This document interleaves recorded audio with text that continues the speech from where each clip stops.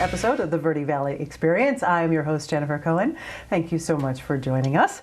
Well, it's Native History Day today on the Verde Valley Experience. I don't know what I was thinking. I should have worn my pith helmet. For the entire month of March, the State Historic Preservation Office and Arizona State Parks are coordinating activities throughout the state for the 34th annual celebration of Arizona Archaeology and Heritage Awareness Month. This is going to be a very amazing month, so hang on to your hats. These events will focus on efforts to preserve our past by protecting our cultural resources, by combining education with entertainment to reach both children and adults in an effort to teach responsible stewardship of our cultural resources. So many interesting and exciting events all month long. All you need to join in is a pair of good walking shoes, sunscreen, and a hat. And there you go. National Park Service archaeologist Matt Goubard is with us in the studio today to discuss a few of the hikes and presentations happening in association with the Arizona Archaeology and Heritage Awareness Month, specifically the hikes of Tuzagut and Montezuma's Castle National Monuments. These ranger-led walks and presentations are sponsored by the National Park and are free with paid admission to the site. So very, very good stuff happening there. Next, we'll be joined by VBarV Heritage Site Operations Work Leader Tara Lynn Green, and she'll be in to talk about the upcoming Mountain Man Camp and VBarV Discovery Days. Here you'll learn about life in the Verde Valley in the 1800s, and you'll find out how the explorers made their living through trading, their outdoor survival skills, and you'll gain a new appreciation on how Native people survived and thrived here when you see the demonstrations and then try out your own skills.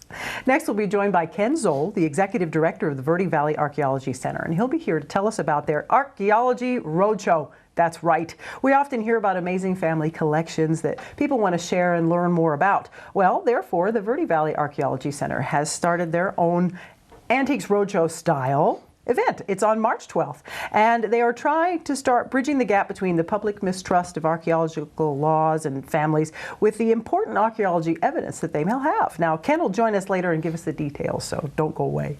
Then we'll go on location with Gary Covert, the Vice President of the Arizona Flywheeler Association and also the event chairman for this year's annual Arizona Flywheelers Engine and Tractor Show. Gary will talk with us for a while about the upcoming show on March 18th and 19th, and then we'll be joined by Jack Castamore, who will give us the rundown on some of the antique engines that will be on display at the show and how they work. Really cool segment. And we'll close out our show today with a live performance from Daniel Posney playing the Native American flute. It all ties together. Do you see how this works? It's beautiful. This is the first Native American flute player we've had on the experience, so I'm really excited about this. Daniel is deeply connected with nature and Native cultures and can often be found amongst the healing vortexes and red rocks of Sedona. He's a transformation life coach, and doing so, Daniel uses the Native American flute in many of his healing ceremonies. So it's an honor to have him perform for us in the studio today. So stick around and see it for yourself. So let's go ahead and get started. Our first guest today is Matt Goubard, the National Park Service archaeologist, and you have like a whole bunch of other titles too. I do, yeah. You do, because you're a very hats. important person. I guess, yeah. Which is very, very cool. Thank you for what you've been doing. How long have you been with the National Park Service? It's been about 10 years. Very nice. What got you started in that? I've just always wanted to be an archaeologist, and this is a great place to do it. That's true. The Verde Valley is amazing with what we've got going on here. Now, tell us, because of this amazing month that we're going to be having with the Heritage Awareness Month, there's so much going on. It's unbelievable. We could spend the whole show just reading the list. Sure. But specifically, you are leading a couple of walks and presentations. Can you tell us about those? Sure. So every Tuesday and Thursday, we're going to do we're calling it an archaeology walk, so it's kind of informal, either myself or the other archaeologist that works in the park. So we're just going to be taking folks on a kind of a stroll around the parks. We're going to talk about everything from the people who lived at the sites hundreds of years ago to the early National Park Service management to some of the research that we've been doing recently. So we're going to keep it informal. The idea is to kind of encourage folks to ask questions. If they're wondering about anything, it's their chance to kind of get a behind-the-scenes view for what we do as scientists and archaeologists in the parks. Right, that is interesting. And what do you guys have going on right now at Tuzagut, say? So I believe there's a talk that'll be going on Thursday. And we'll just be talking about some of the work that we do. Most of what we do on a day-to-day basis is preservation-oriented. So the walls at Tuzagut in some cases are 700 or 800 years old, so they require a lot of repairs. So we're in charge of designing plans for those repairs and then implementing them, so actually doing the masonry work. Wow. We also study the architecture as a way of learning about the people who built the walls and lived at the sites. Wow, that's fascinating. Are you still continuing to make discoveries as you do all this work out there? You know, we do, not in the sort of classic sense, so we're not out there excavating or digging. But we do learn a lot about the people by looking at the walls and the artifacts that were recovered, say, in archaeological excavations in the past. So we're always learning new things, but in slightly different ways than what I think the general public thinks we do. Sure, absolutely. I had no idea you guys were so hands-on. Yeah. Yeah, I mean, you can see that you're really in with the research, but actually, are you laying bricks? Well, not bricks. We're repairing what is already in the wall. So at Tuzagut, for instance, all the rocks that you see are in their original places. That's where the archaeologists found them in the 1930s. That's where the original people hundreds of years ago put them. So our job is just to kind of repair what's there, not to change the look of the site, but just to make sure that the walls are stable and that they stay standing for, you know, another 700 years. Right, absolutely. And out of the two, so you're going to be doing Tuzagut, and you're also going to be doing Montezuma's Castle. Is there one that excites you even just a little bit more than the other? Oh gosh, well actually we'll be doing Montezuma well also, so all three of our units. And it's hard, you know, they're all very different, and they're all really, really interesting. I would say Montezuma Castle is probably my favorite. Yeah. But they're all interesting in their own right, and they all have really, really cool resources. Of course. What is it about Montezuma's Castle that you like so much? I think it's just such a dramatic location. It's just such a unique place, and the preservation there is so good. On the inside of the castle, it's so pristine, it's almost as if people just left. It's really incredible. Wow, that is really interesting. What kind of work are you guys doing there? So most of what we do there is research, so we're trying to understand when people built the site, how long they lived there, and when and why they left. That's been the most recent thing. Right. I know that's a big question here in the Verde Valley because it seems like they up and left overnight in a lot of these spots, and trying to figure out exactly why that is just such an interesting process. It is, yeah, and I think one of the things we've tried to do is use Montezuma Castle as sort of a smaller example of maybe things that happened throughout the valley, and what we're learning is that people didn't just sort of get all their stuff and leave. Maybe they left over a longer period of time, but that's kind of, the jury is still out on that. We're still learning a lot about Montezuma Castle, so if folks are interested in learning more, they should come out to the talks. Yes, absolutely. And let's see, I have some dates for you. March 8th and 22nd is your Tuzagut Pueblo discussion. And then on March 10th and 24th is the Montezuma Castle and Castle A site. Now, what is the Castle A site? So Castle A is the site that's just down the trail for folks who have been there. It's really part of the same village. We just sort of break them up because they're in slightly different spots. So they're a little bit different. Castle A is sort of on the valley floor as opposed to in an alcove up above. So they look a little bit different. Castle A is in more of a ruined state, so you don't get to see the ceilings or the full extent of the site like you would see at Montezuma Castle. So they're a little bit different, but they're part of the same village. The same people lived there, and really? So yeah. How interesting. Two completely different places. One being on the floor and one being up in the alcove. Yeah, they're kind of the same place, but they have different sort of levels of preservation. So they look very different today. How interesting. Now you are doing these talks at 1 o'clock. How long are they? Between about 45 minutes and an hour. Again, they're pretty informal, so the idea is to just answer questions. We can stay as long as people want. We're here to get the information out to the people that are interested. So folks should plan for maybe 45 minutes to an hour, but if they'd like to stay longer and ask questions, we'll stick around. Well, sure. I can see that it would be dependent upon the amount of questions that you had amongst the folks, because you know that's got to be the interesting stuff. Right. Obviously, you as a park ranger, you want to hear other people's questions because you get to share your wealth of knowledge. Right, yeah, and we get a lot, you know, oftentimes we'll get questions from people who've maybe lived in the valley for a long time and have seen a lot of different types of sites, and they provide perspectives that maybe we didn't think about. So getting questions is useful for us in developing, you know, research questions as well. Right, that is true. That is true. Now, you have a lot going on in your daily life anyway, because you are the acting archaeologist for the Southern Arizona office. You're the park archaeologist for Montezuma Castle National Monument and Tuzagut. And now we've got you doing all these talks and presentations. You're the every man in 4 places at once kind of person. Yeah, I am. So I get to travel a lot. I travel all over Southern Arizona, and I get to see some of the state's most incredible national park areas, most of the national monuments and historic sites. So I am busy, but it's a great job, and I definitely can't complain. Yeah, I bet. All right, if you want to catch Matt on one of his talks, March 8th or the 22nd, there's going to be one at Tuzagut Pueblo. That's at 1 p.m. And it's great. These talks are free once you've paid the admission to get into the site. And thank you, National Park Service, for providing that for us.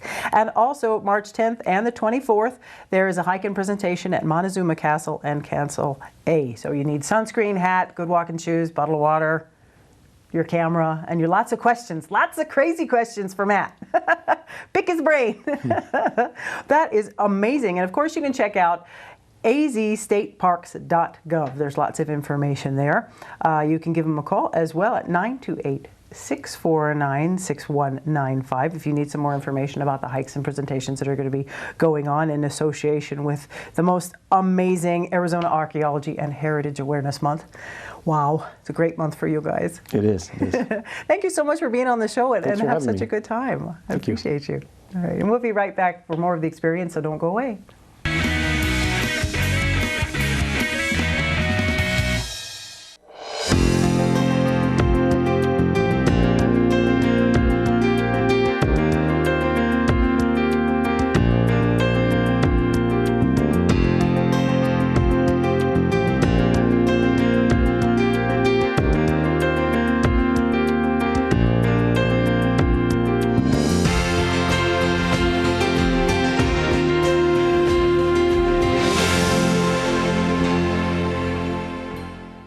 You've known for years that this is the #1 cause of lung cancer, smoking.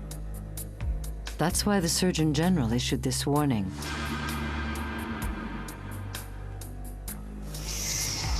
But do you know the #1 cause of lung cancer for non-smokers? It's in this room. You can't see it or smell it. It's radon. Radon is an invisible radioactive gas that seeps inside your home from underground. It can build up to dangerous levels without notice. Now the Surgeon General has issued another lung cancer warning. And whether you smoke or not, breathing radon can cause lung cancer. That's why you need to have your home tested. Protect your family. Call 1-800-SOS-RADON. Heed the warning. Have your home tested, because radon problems can be fixed.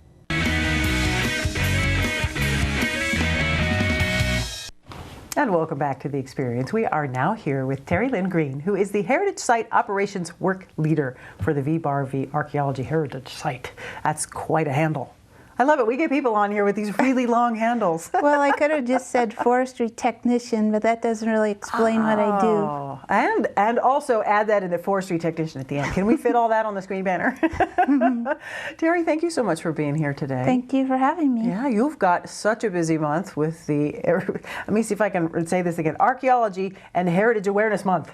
That's right. It's a statewide program. The state of Arizona has organized events all across the state with the forests, the state parks, the national parks, and I even have their brochure here. And it's a very thick brochure. Look how thick this is. This is a whole magazine. You could hurt somebody with this thing. It's so thick. Yeah, like I said, we could go the whole show just reading this off. There's so much going on.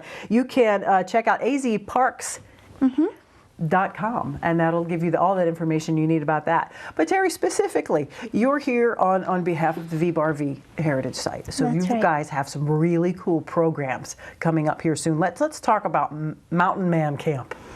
Okay. Well, on March 12th and 13th, between the hours of 9:30 to 3, people that are visiting the petroglyphs at Verde will also have the added advantage of getting to learn about the history of mountain men in the Southwest. So we have very knowledgeable people sharing that are wearing their authentic clothes from the early 1800s. Neat. They have the tools, the weapons, the medicine, the food from that era, and just it's really their knowledge of the subject that is very impressive. There's even a beautiful birch bark canoe that you can see. Nice. So I just feel very lucky to have people that are so enthusiastic about sharing their knowledge and skills, because they're all local volunteers. Some of them are retired, some are not, but they're really dedicated. Yeah, absolutely. I know if you're going to be wearing authentic mountain men gear in 1800s clothing, not the most comfortable. They're wool, lots of leather, lots of things, under things, over things, on top of other things. So you have to be dedicated just to dress like that. But they love it. They have so much fun. They get the kids involved, starting fires with flint and steel. Right. They sometimes will have them throw a hatchet or tomahawk at a log. Wow. I know, that doesn't sound too safe, does it? But all the little boys are going to love it. That's like going to be the highlight of the day. People are fascinated with it. And then they have really nice teepees set up. And sometimes they have tea to serve, like sassafras tea or peppermint tea. Nice. Yeah, sure, because that's what was available. They always used whatever was available. I know I often, when I'm down by the Verde River, there's wild peppermint growing everywhere. So, and when I first moved here, I was like, wow, look at that. It's awesome the amount of herbs and things we have at our disposal, and that's why people were able to settle here, because there was enough things here that they could actually keep themselves healthy and eat and trade and all that. Now that works up to the VBARV Discovery Days. That's happening March 25th and 26th. Now this is even more so involved. Yes, it's a Friday and Saturday right before Easter. And there are several ancient technology demonstrations, such as fire by friction, where our volunteer has a fire starting stick, and he has several techniques for doing it. He has a bow drill, where he presses down and gets the stick going very fast. But he's so good at it, he can also do it with his hands. And it gets a spark going and starts the fire. Right. We have flint knappers that they just sit all day for 2 days, and they're just so focused on making these beautiful projectile points with a variety of stones. We have somebody spinning cotton on a spindle whirl, which is a stick and a disc at the bottom. And this is just how the prehistoric cultures did. The Sanawa were known for spinning cotton and weaving it on a loom. And so we have a person who is very knowledgeable about these techniques. She knows how to do it. She shares and teaches people that are interested. So there's several different techniques that she shares. And then, I'm sorry, I'm very excited about this. This is great. Please don't apologize. It's awesome. And then the kids can throw an atlatl at a target. And an atlatl is like a throwing stick that you balance a dart on top of. It's like a fulcrum. This is how the archaic people used to throw spears to make them go further and harder. Really? So you throw it overhand, and it really adds force. Really? And so they have these kind of replica atlatls and a beautiful target that a local artist makes, that she makes for us, and then we take a picture before we throw spears at it. So throwing the atlatl is very popular. I bet. How interesting. Firing pottery. We have somebody that knows how to replicate the ancient methods of making pottery. Roger Dorr is an archaeologist from the Tonto National Monument, and he's very adept. He does the coil, and then he can also do the painting with bee balm. Wow. And then we get juniper for him, so he will have dried pots that he fires at VBARV. Wow, that's so interesting. Right there, and you can experience it all. And also, you know, besides watching the demonstrations, you can join in on a lot of this stuff. You can throw the atlatl, you can try a pinch pot, you can grind some corn. and see how much fun that is on a matate. Yeah. Talk about galluses. That's truly amazing. Now, it starts at 9:30 in the morning, and it goes until 3. So you got to pack your day in on that one, for sure. And is there any food available for purchase? Any drinks? Do we need to pack everything in? You really should bring a picnic lunch if you like. You should wear a hat, walking shoes. Be prepared for any variable kind of weather. Sure. But it seems like sun is a big factor. Yeah. And we have a few picnic tables, but basically you can buy water at VBRV, and that's about it. Well, sure. Now, it's one of the interesting things about the VBRV Heritage Site is the petroglyphs. You mentioned them before. Yeah. There's over 1,000 of them there? Yes. That's amazing in one spot. I should have sent a photo of it, but it's just a beautiful site. The petroglyphs are very vivid. There's a desert varnish, black desert varnish, with the contrast of the orange.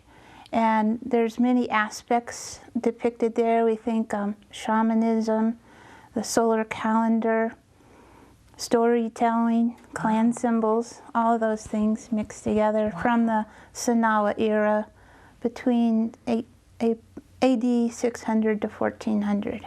Wow, that is amazing. Thank goodness somebody decided to make that a heritage site. Yeah. For sure. And that you do this type of celebration. You do quite a lot of things over there at the VBRV. What are you doing when you're not doing presentations? Well, we have volunteers that live on site, and we have a steady stream of visitors that come just to see the petroglyphs.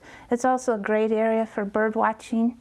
So keeping our site going for that purpose keeps us quite busy. Yeah. I bet you're very, very busy. Well, very good. Okay, so that you know, at the VBRV Heritage Site on March 12th and 13th from 9:30 to 3 is the Living History Mountain Man Camp. Very interesting. All that 1800 stuff, the survival, the trapping, all that good stuff is going to be happening then. And VBRV Discovery Days with all that amazing other stuff we were talking about, March 25th and 26th from 9:30 until 3. You've got to see this fire by friction, flint napping, spinning and weaving, the making of stone and shell beads. You can practice throwing things and pinching things and grinding things. It's going to be way, way too much fun. VBRV is located 2.5 miles south of I-17 exit 298, and you're going to go on frontage road 618. I know you know where it is, but I'm just going to say this. You go past Beaver Creek Bridge, and then you make a right-hand turn. Real easy. Of course, you can find it on the internet, too. You can check out azstateparks.com for more information on what's going on there. You can also check out the Red Rock Visitor Center or friendsoftheforestsedona.org. There's plenty of information for you out there. You can see this entire huge pamphlet of all the stuff that's going on for the Archaeology and Heritage Awareness Month. Terry, thank you so much for being here. Thank you. I know you've got a busy month ahead. We appreciate your time. We appreciate you very much. Very good, very good. Thank you. And we'll be right back, so don't go away.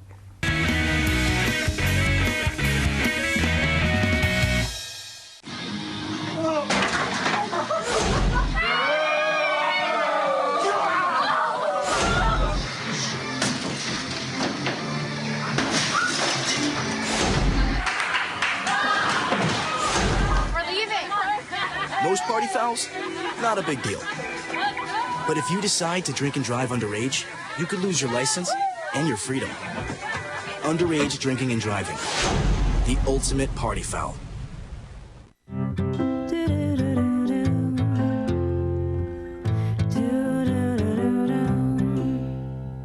Green, green, green. It's your home, it's your dream. Radon testing, keep it healthy and clean. Make it green, green, green. Making it green is making sure the air in your home is healthy for your family to breathe. Make sure you test your home for the presence of radon. It's easy. To learn more, call 866-730-GREEN. Preserve your family's health and well-being. Get your home tested. Now that's living healthy and green. Green, green, green. It's your home, it's your dream. Radon testing, keep it healthy and clean. Make it green, green, green. To learn more, call 866-730-GREEN.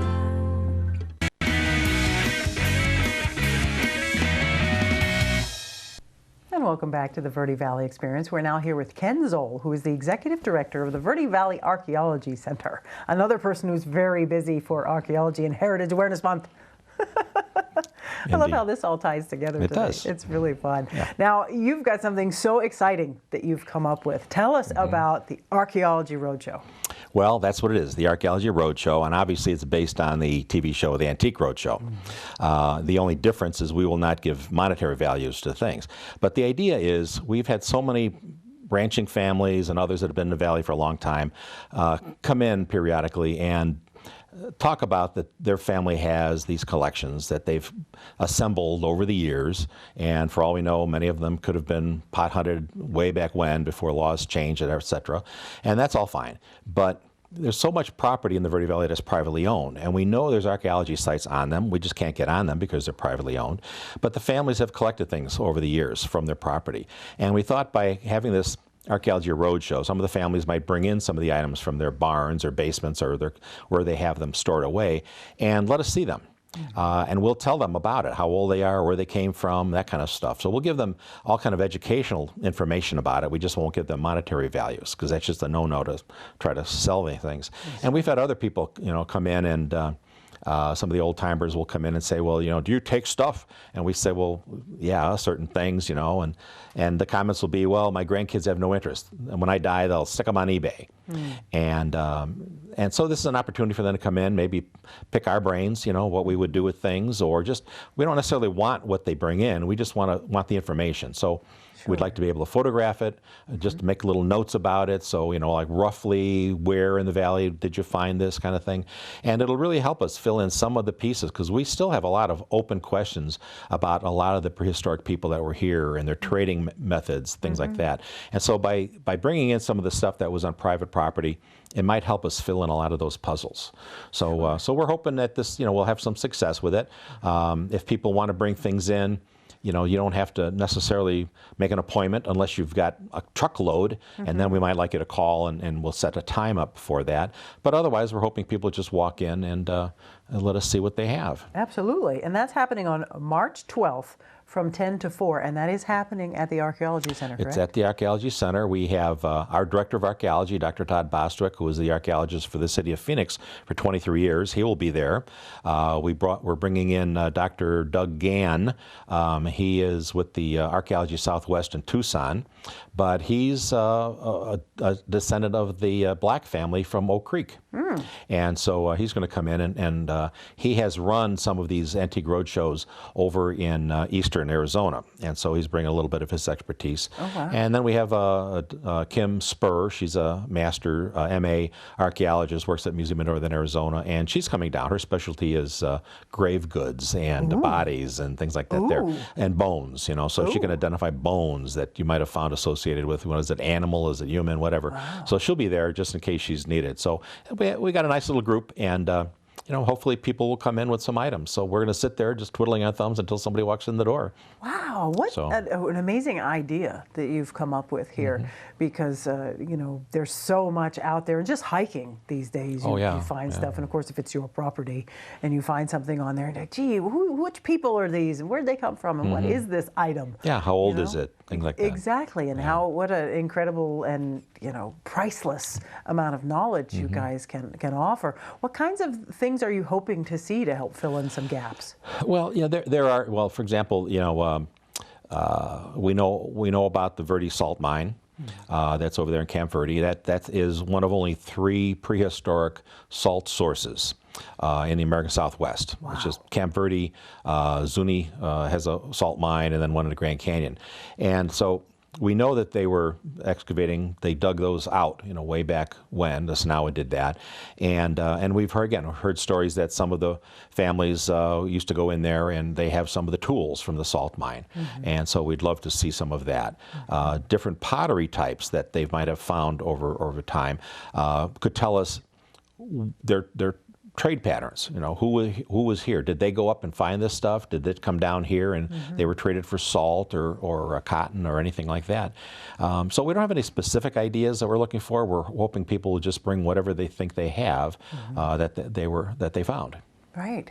That's so interesting, and it's kind of a a free day, so to speak. There'll be no judgment, no punishment, of course. Oh, absolutely it is not. just help us out. Show us what you've got. We can fill in the blanks and take pictures and add to your knowledge and increase the other person's knowledge. And you just had Matt Gubert from the National Park Service here, and we've talked to him, and we've talked to the Forest Service, tell them what we're going to do, and they said, well, that's terrific. We just want knowledge. You know, they're not going to be in the back room with handcuffs waiting to jump out, as some people probably fear. It's just not going to happen. And the more we do these, and people see that there's no ramifications from it, hopefully people will be more forthcoming in bringing items in, just to look at. We're not looking to grab them from them. We just want the knowledge. Right, sure, to help fill in the blanks, just like you said. That's happening March 12th from 10 to 4 at the Archaeology Center. Now, just since we've been talking a lot about the rules, what are the rules on collecting and finding, ancient objects? Well, obviously, the rule is, there's the Antiquities Act basically says anything on public lands need to be left on public lands. And so people will often pick up bits of pottery. And that's fine. A lot of times you'll be hiking and you'll see some people have pulled together pottery, and there's like 50 pieces of pottery on a stone. Obviously, people will pull them together and want other people to see it. And that's okay. They don't really like that, but that's okay. No problem. It's taking things out and away. And sometimes people will come in and say, oh, I found this, at such and such a trail.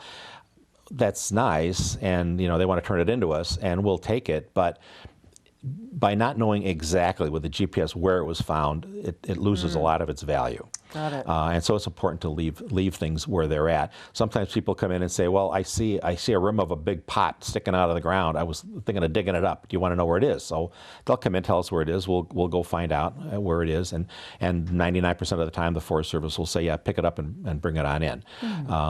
But the general rule is, no, you're not supposed to pick anything up. And the starting date of this, people have different dates. They think 1908, they think 1928. There's been antiquity laws since around the turn of the 20th century, 1900s, early 1900s, and it's been at different levels of enforcement and different levels of detail. But frankly, we're not worried about that as far as this is concerned. So, and we tell people, if you find something and that you want to tell us about it, just take a picture of it, where you found it, maybe if you got the GPS location, and we'll take it from there. There we go. Sounds good. Okay, so remember, March 12th.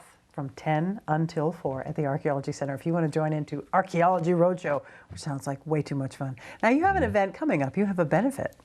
Yes. Yeah. The other interesting thing is we're asking people to bring stuff in for us to see. We are getting a number of people bringing in things for us to have. And so our collections are growing faster and faster. And the little space that we have in Camp Verde is getting pretty saturated. And we actually just signed 2 contracts with construction companies who are about to start developing some housing developments in the area. And they needed to have somebody sign off with them that if they find any archaeology there, before they can get a permit, the permit has to say, where would anything go that you find? And so we have signed contracts with 2 firms. Now, they may find 2 or 3 pieces, they may find 15,000 pieces, we don't know. And so items are starting to come in much more rapidly now for us, and so we need to build, obviously, a new repository. So with the Archaeology Fair coming up at the end in 2 weeks, we're going to start our capital campaign, and the kickoff is a grillin' and chillin' barbecue wine dinner at Javelina Leap Vineyards on Friday, March 18th at 5:30, and it's basically barbecue and wine that you get, dessert, etc. And we'll talk a little bit about our plans, but it's very relaxed, kick back, and the tickets are $95, $50 of which is tax deductible as a contribution to the new buildings. Well, that's wonderful. So, that sounds like fun. Grilling and chilling. March 18th at Javelina Leap. That's so fantastic. Yeah, and coming up March 19th and 20th is the Verde Valley Archaeology Fair. You cannot miss that. So check out the Verde Valley Archaeology Center there in Camp Verde. It is the most amazing spot, so you've got to check that out. Lots of stuff going on. Again, March 12th from 10 to 4 is the Archaeology Road show, if you want to check that out. March 18th is the Grillin' and Chillin'. at Javelina Leap to help benefit the Archaeology Center. And then March 19th and 20th is the Verde Valley Archaeology Fair. Wow, displaying a variety of archaeological practices, techniques, lectures, demonstrations, as well as Native American arts. So get yourself there, 395 South Main Street, and it's free. Did I mention that? It is. Ken, thank you so much for being on the show. Always a pleasure. Appreciate what you're doing, and I can't wait to hear all about the Archaeology Roadshow and how much fun that was. Great. Well, thank you very much. Excellent. Thank you for being here. And we'll be right back, so don't go away.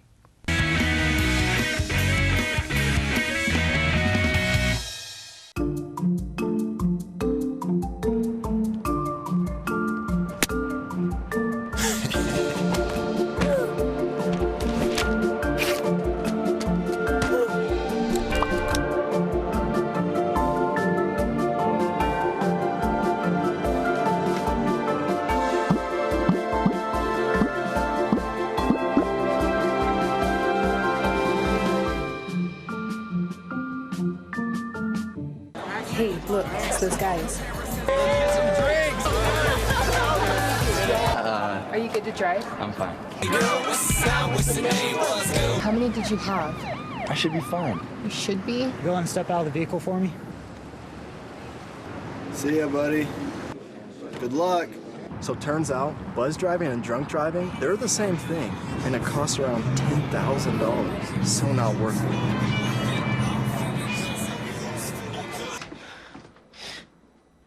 Your daughter just had her first breakup. Do you A, put yourself in her shoes? B, console her? Don't worry, sweetie. This is gonna happen a lot. Or C, find her a new boyfriend? Nice, single boys. That was weird. As a parent, there are no perfect answers. But you don't have to be perfect to be a perfect parent. Thousands of teens in foster care will love you just the same.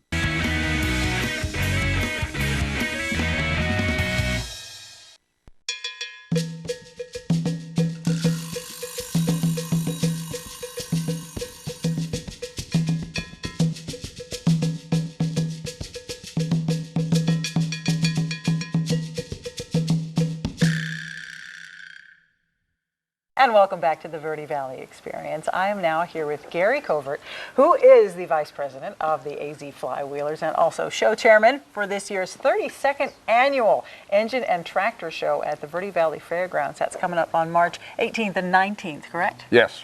Very exciting. 32nd Annual.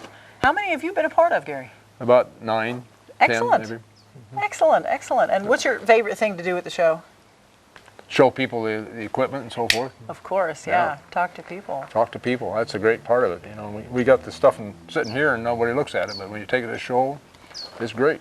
Right, and at the show you see all kinds of different examples of antique engines that do all kinds of things. Right, and we also have tractor pulling and have exhibits of other farm equipment and so forth. So it's pretty versatile. And then we have a inside building where there'll be a swap meet and flea market and arts and crafts, and then there'll be model engines in there. Some of these members have made engines of these only like this, only to be a model. Oh, just, cool. Just small. Just a small model. But they all work. And, well, that's really neat. So, how about you? What are you bringing to the show this year? I've got a 1916 monitor water pump that's got a feature on it that's very rare. And then I got a tractor I bring, and then I got a can crusher I bring. So I can crush pop cans. Oh, I bet the kids love that. Yeah, they get a kick out of it. That is fun. It's so important to preserve this history. You know, our kids are so busy on their iPads and their cell phones and whatnot, and they don't understand how things work. In fact, most adults of certain ages don't understand how this stuff works either. So it's really wonderful for you guys as a group to perpetuate that. That's the whole idea of doing it. I mean, we love working on it and repairing it and getting it to run. A lot of this you pick up, some of it's pretty bad shape, some of it's good shape, but we get it to run. That's great. But when you take it to a show and people look at it and ooh and ah over it, well, that's the great thing. That's what it's all about. Now, Jack's going to step in here and explain a few of these machines and how they work. We're going to get one running. It's all good stuff. Gary, we'll see you at the show. Okay, thank you. Thank you.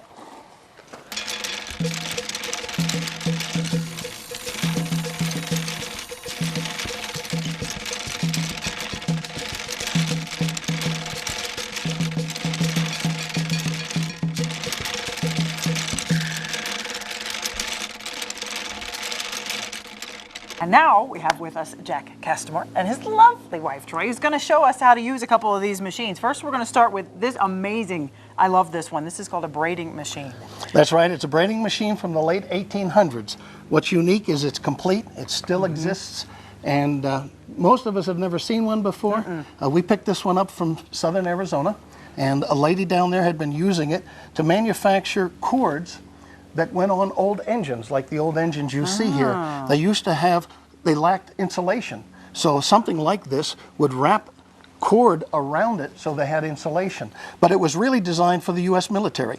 And back in the 1800s, the high-ranking military people had these wonderful braids. And that's what this thing produced. That's why now, this is a small one. They made ones twice this size for other products, such as parachute cords. Parachute cords. Yeah, that's exactly what it parachute looks cords. like. Now, how does it work? Oh, look at that.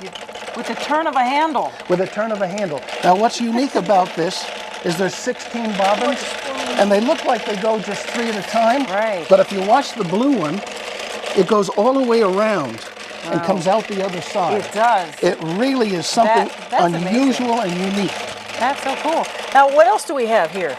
Well, behind us is a 1924 Fairbanks Morse light plant. What's unusual about this is most people know Fairbanks Morse generator plants, but they're the size of houses. Great. Most of the old guys have never seen one this small. It's got a standard Fairbanks engine, but because it was going to run 24 hours a day, they put a condenser on it.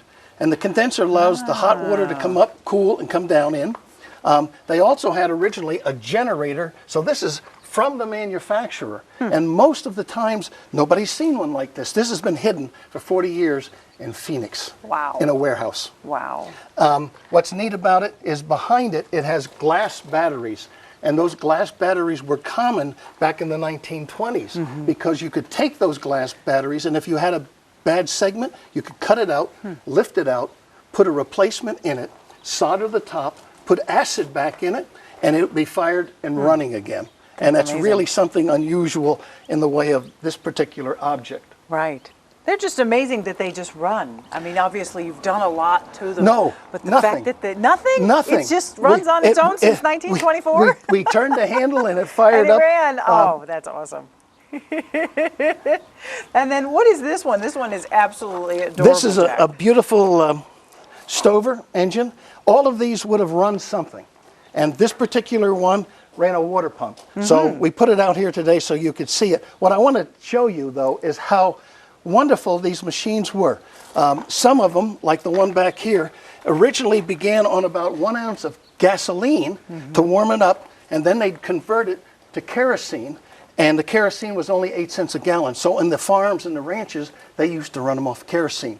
What's nice is this thing has a magneto, no battery, most of them didn't have spark plugs, and the magneto is good for like 50 years in many cases. Wow. And it provided the electricity back in the 1920s. I'm going to start it, and you're not going to believe how easy it is to start. Right. One pull. Look at that. Now they have a very distinct sound. Yes, it's called a hit and miss engine, and you're hearing the hit, and then it misses a lot.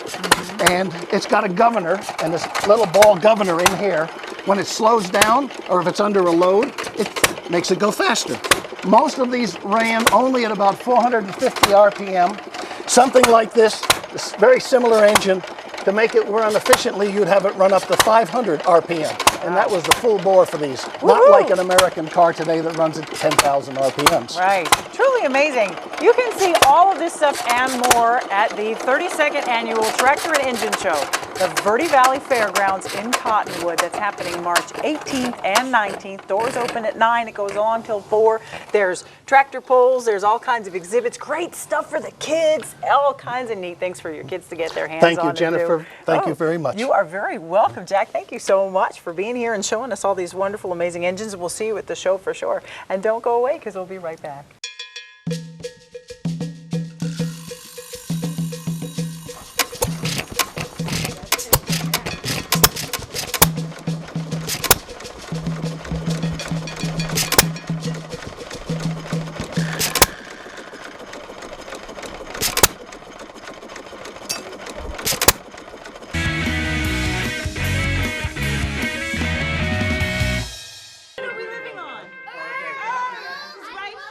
What do you think it would be like to teach?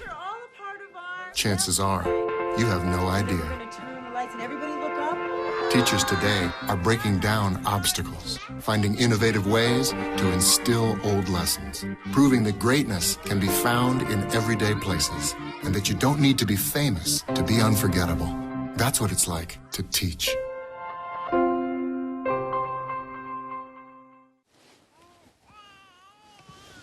So they say it's a man's world?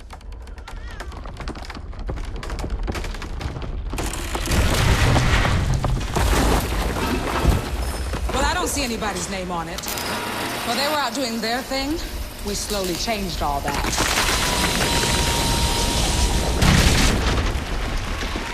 We changed all that.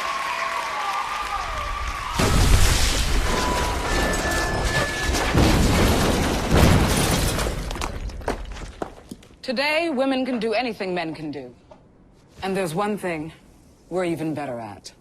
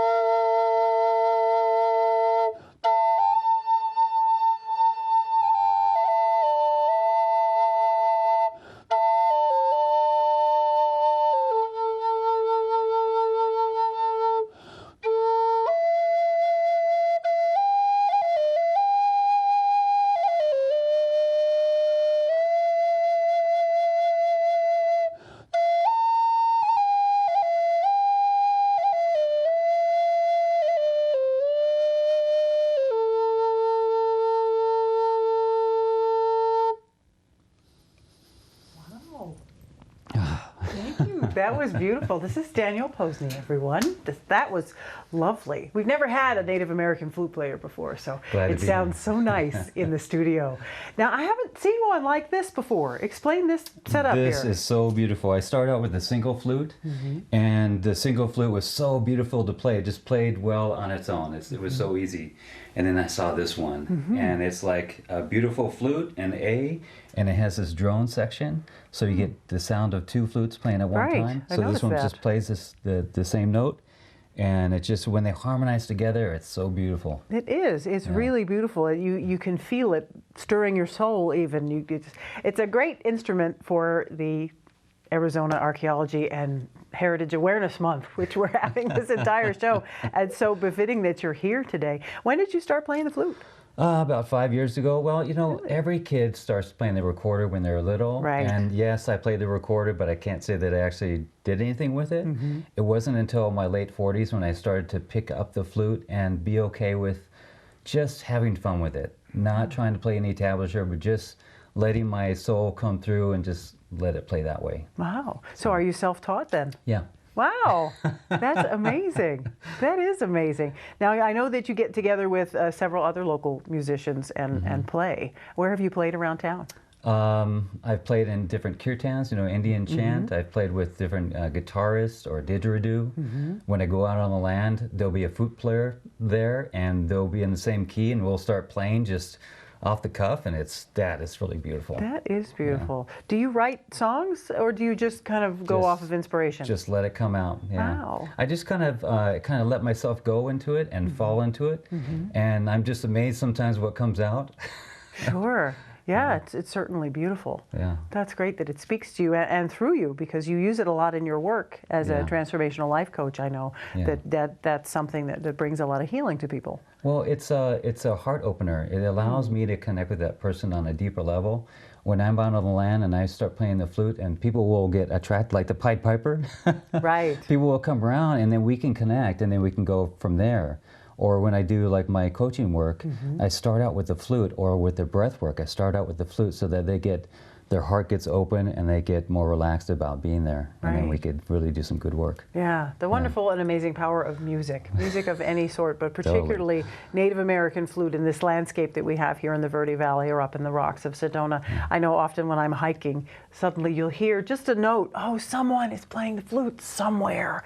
And you instinctively want to search them out and follow. So you might truly the Pied Piper. Yeah, right. It's out there in the distance and you hear it. Yeah. Right. That's truly, truly amazing. Now, what other things do you do here in Sedona when you're not playing the flute, you're playing the didgeridoo? I'm playing it, I use the didgeridoo in all of my work, so it's a way to release energy. So a lot of the work that I do is, there's a lot of mental stuff going on. There's shifting your perspective and kind of getting a different look on your life. And all that kind of needs to be moved through the body. So what I do is I play the didgeridoo to the body and help to release that. And you just kind of get lost in that too. Right, yeah. Again, the power of music. Yeah. Do you have any inspiration for folks that see the native flute and go, wow, I'd love to make those beautiful sounds? I mean, you're self-taught and you just said, I just let it go. Is that what you would tell people? I would just say, just get out of your head and into your heart, because it's the heart that really plays the beautiful music. And don't worry about playing it the right way, because it's when it comes through from here, that is when it's really beautiful. Just filling yourself with love and allowing it to come through the flute, that's the best way. Or whatever instrument. Right, certainly. But the flute has just such a beautiful sound. And this one, does it have a specific name, if we were to look this up? Well, I call this the heart opener for obvious reasons. Sure. But this is called a double A. A double A. Yeah. See, I did not know this. I just thought they were just a simple flute. And, that's what I'm here for. Oh, thank you so much. I appreciate you enlightening me on that. That there's such a thing as a double flute. That is way, way too cool. Yeah. And so you've been doing this for only 5 years, and yet you sound like you've been playing it forever. Thank you.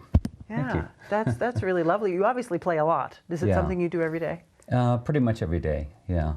And I've tried the tablature. I've tried looking at the notes and trying to figure that out, and it sounds, for me, it just doesn't sound good. Right. So I just dump that and just get into it. Well, I'm noticing these days a lot of musicians who are just going with the flow, going with what spirit inspires them to do, and creating these incredible, beautiful things. And I'll walk up and say, wow, that was great. What did you call that? I don't know. I just made it up. Like, really? I do that. When I'm on the trail, when people say, oh, what's this called? I say, well, this is called, you never know what you're going to get on the trail. There you go. And that's where the best stuff comes from. I play guitar, and I know that sometimes just playing, and someone will go, gosh, that's fabulous. What's that? I go, oh, I was just doing my scales. Yep. Which is amazing. That's what I do. I just do scales. Just do scales. I played a whole art opening just doing scales once. Hey. And it was great, and people loved it. Yeah. So music is not so much about what's written down. It's about what comes out of you and what comes out of your heart. So, which is truly amazing. And thank you for the work that you're doing in Sedona. I know that you do a lot, and you have a big event coming up in May 14th through the 18th. Right, good memory. What's a little bit about that? It's a rite of passage for men, and the normal rite of passage for men is men walking through fire or doing some kind of physical thing. But my idea of it is, some of that too, but more teaching men to be a really benefit to society and humanity.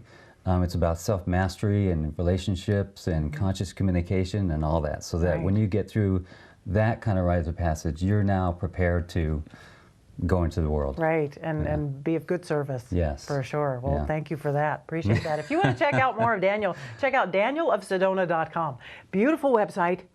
Really nice website, so check out danielofsedona.com. List of all the things that he's done, lots of YouTube videos. You can watch him play. You can see what you're up to next, where you're going next, all your different workshops that you do and you've done, and just, wow, great information. danielofsedona.com. You're going to play a little bit more for us. I really appreciate you being here. Thank you so much, Daniel Posney. This is a fabulous flute. I'm sorry, this is just so great. And thank you all so much for joining us. And you know what? We have a Facebook page, so check us out on Facebook. You can like us on Facebook. You can see any of our wonderful shows that we've done in the past. Also check out our website, verdevalleytv.com, and make sure to check in next time.